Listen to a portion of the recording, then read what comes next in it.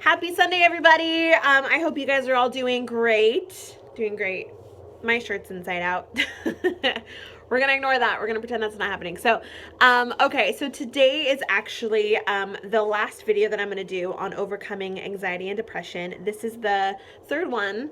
My first one, if you guys hadn't watched it or haven't seen it, I actually talk about how anxiety is a direct attack against our creativity. I go on and explaining how, anxiety, stress, worry, fear, it actually all starts in our mind and what we're meditating on, what we're thinking about. I'm not going to get these bills paid. This is going to happen. Oh my God, I'm worried that this isn't going to happen, or whatever the case is. And actually, creativity is something that starts in our minds as well. And creating vision, creating dreams, dreaming with God, imagining the goodness of God and it actually coming out, building faith. All of that actually starts in our minds, and anxiety actually directly attacks that. And so I shared some keys in how to overcome that and how to renew your mind when it comes to anxiety. The second key that I talked about was actually processing pain really well. This is something that I feel like a lot of adults actually end up doing, is they will do anything that they can not to deal with pain and not to even feel pain. And so a lot of times we end up either suppressing pain, we pretend it's not there, we mask it, we are distracted by it, so we end up focusing our attention on something else. So I actually talked about how to process pain in a healthy way and how to actually deal with a lot of the things that are building up inside of us, which can tend to lead to anxiety and depression. So this week, I didn't want to make it really, really heavy. I actually wanted to make it really, really practical for you guys. And so here you go. These are my keys for overcoming anxiety and depression. So number one, I would say is if you're dealing with anxiety, one, take out all caffeine. I believe I shared this before in a video, but honestly, I can say the moment that I got rid of caffeine in my diet, did not feel anxious. Caffeine and all those energy drinks, 5 hour, shots or whatever the case is, they just do stuff to your body that's not good, especially when you're already anxious and already feeling like I can't breathe. So that would be one key. Two, surprise, go to the gym. I know. Trust me when I say I'm a fat kid at heart, and so going to the gym is one of the hardest things to do. And so, for me, I know the only way that I get there is I go with friends. And I gave my trainer my number. So that's the only reason why I'm going. But honestly, it makes such a huge difference to help you deal with stress, deal with just life. You get your endorphins going, it releases happiness, the feeling of happiness, and all that great stuff. So go to the gym would be two. And then overcoming depression, one of the keys that I wanted to share with you was something that I heard in school, and I loved it, which is this: do the things that you don't want to do. I know it's easy. It's kind of like, duh, if I could just not be depressed, that would be awesome. But that's not technically what I mean. So, what I mean by that is, a lot of times when people get into depression, they actually start going, it's like a cycle, right? So you're doing really good, and then all of a sudden something happens, you get some bad news, something doesn't really go as planned, there's an unexpected bill, or there's just a lot of life stress going on, and it kicks you into depression. Well, then what happens when you start going into depression? Well, I know that for me and some people that have dealt with it, couple things start happening. Your room starts to get dirty. My room literally looks like a hurricane just blew through it, and all my clothes end up all over my bed. Laundry just stays out. You know what I mean? It just you trip into your room.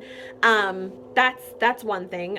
Your car starts to get dirty. You start not wanting to hang out with friends, you start pulling away, you just kind of stay at home, your diet gets really bad, just a lot of things where it's just you're just not motivated for life whatsoever.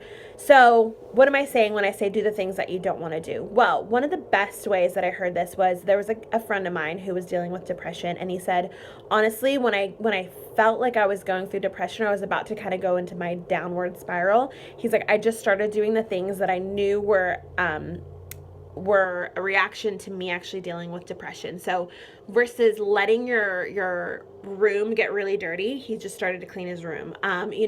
When he didn't want to hang out with friends, he made it a point to make sure that he went out with friends. And before he knew it, it wasn't months that he was dealing with depression, it was weeks. And, after that, it was then days. But after that, he just never dealt with it anymore. And the biggest key with that is because he's recognizing what's kicking him into depression. And rather than being a victim to our emotions and just allowing life to kind of go by, he's actively deciding to go against the grain and to do things that he knows how to control, which is, clean the room, hang out with friends, bring people into your process that actually helped him get out of depression. Mind you, there's other stuff, that will go along with it. But I want to just be really practical with you guys. And so if that's something that you guys are dealing with, I would highly encourage you just to start doing the things that I know that you don't necessarily want to do. It's easier just to lay around and kind of just be woe is me. But honestly, at this point, the best thing for you to do is to pick up your big girl pants and just be like, I'm gonna get over this. I'm gonna overcome this.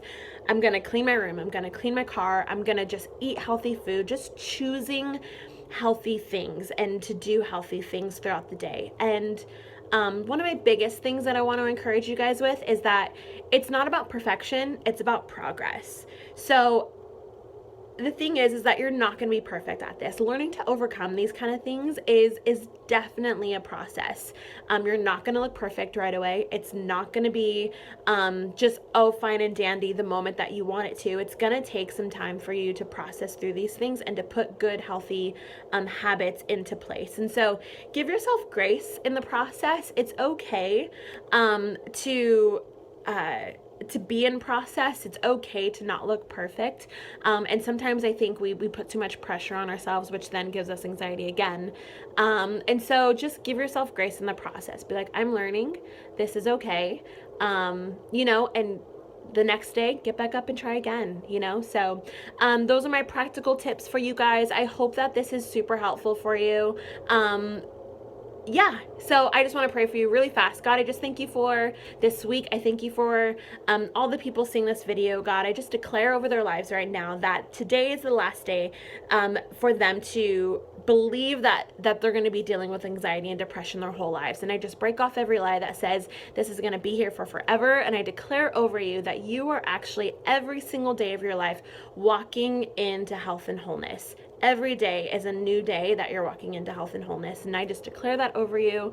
I just declare breakthrough over you in Jesus' name, and joy and peace in Jesus' name. And lastly, that you would be actually surrounded by the right people, not just any person, but the right people to come in and to partner with you in helping you overcome these things in your life. So anyways, I just bless you guys in your week, and I will see you next Sunday. Bye.